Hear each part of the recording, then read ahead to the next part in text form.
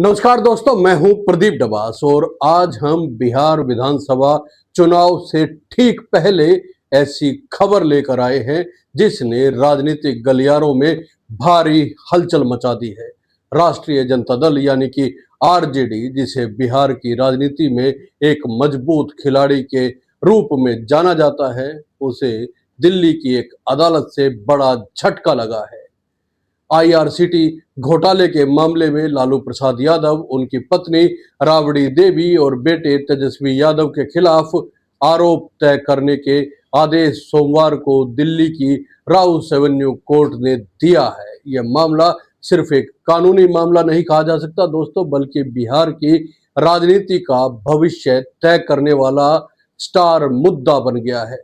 सबसे पहले बात करते हैं इस मामले के तारतम्य यानी कि पूरे जो घटनाक्रम है उसकी। 2004 से 2009 के बीच जब लालू प्रसाद यादव रेल मंत्री थे, तब आरजेडी परिवार पर आरोप है कि उन्होंने रेल मंत्रालय के दो आईआरसीटी होटल्स, एक रांची में और दूसरा पुरी में, उनके रख रखाव के अनुबंध यानी कि ठेका एक निजी कंपनी सुजाता होटल्स को अवैध रूप से दिलवाए।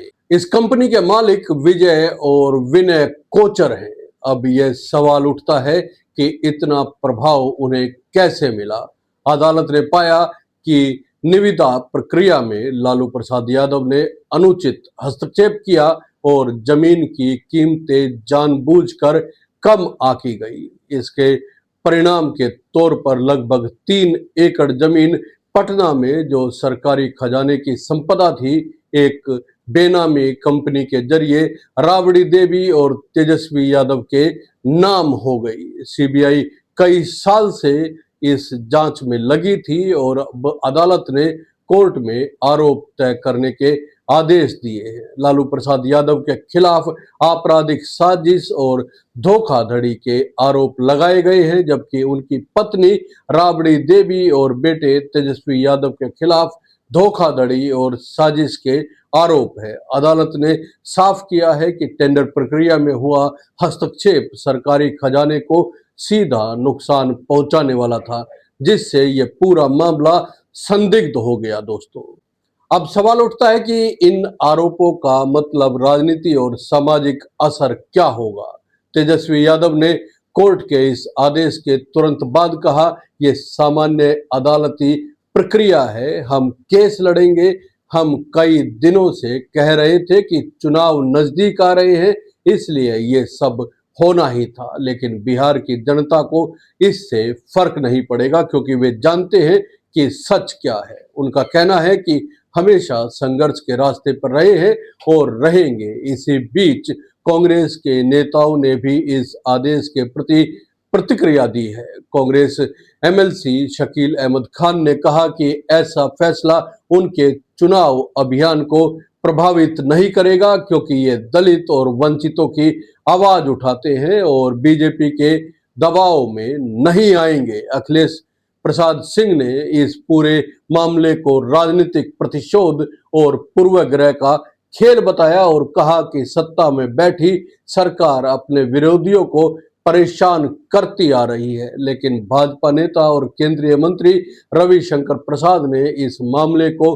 राजनीतिक भ्रष्टाचार की पोल खोलने वाला बताया है। उन्होंने तेजस्वी यादव के परिवार की प्रॉपर्टी के आंकड़े पेश किए और सवाल किया कि 17 साल की उम्र में तेजस्वी के पास इतनी जमीन कहां से आई। उनकी बातों के मुताबिक तेजस्वी यादव के पास कृषि योग्य और गैर कृषि योग्य समेत 14 प्रॉपर्टी है, जिसका स्रोत अस्पष्ट है, यानी कि उन्हें बेनामी कहा जा सकता है। उन्होंने ये भी कहा कि बिहार के लोगों को इस झांसे में नहीं आना चाहिए। उन्होंने आरोप लगाया कि आरजेडी की सरकार ने गरीबों के हक का दखल दिया है और सरकारी नौकरियों के बदले जमीन पर कब्जा किया। यह मामला इसलिए भी खास है क्योंकि यह बिहार विधानसभा चुनाव से बस कुछ हफ्ते पहले ही आया है।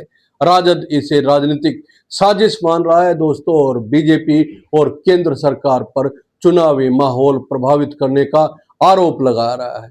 राजनीतिक जानकार भी मानते हैं कि इस घोटाले के मामले से चुनावी नैरेटिव बदल सकता है। तेजस्वी यादव ने भ्रष्टाचार मुक्त रोजगार युक्त बिहार का सपना दिखाया था, लेकिन अब विपक्ष इसे राजद की विश्वसनीयता पर चोट पहुंचाने का हथियार बना सकता है। क्या बिहार की जनता इस मामले को एक राजनीतिक साजिश के रूप में देखेगी या भ्रष्टाचार के कथित आरोपों को गंभीरता से लेगी? क्या यह मामला राजद के लिए चुनावी हार की वजह बनेगा या इसे पारदर्शिता के खिलाफ एक राजनीतिक षड्यंत्र के तौर पर पेश किया जाएगा? दोस्तों, इन सवालों के जवाब आपको ही खोजना है। क्या राजद का यह नेतृत्व चुनाव के गोल में टिक पाएगा या उनका सच कोर्ट के दस्तावेजों के उजाले में चूर चूर हो जाएगा? कमेंट में जरूर बताइए आपकी राय क्या है और साथ ही वीडियो को लाइक और शेयर और जरूर कीजिए।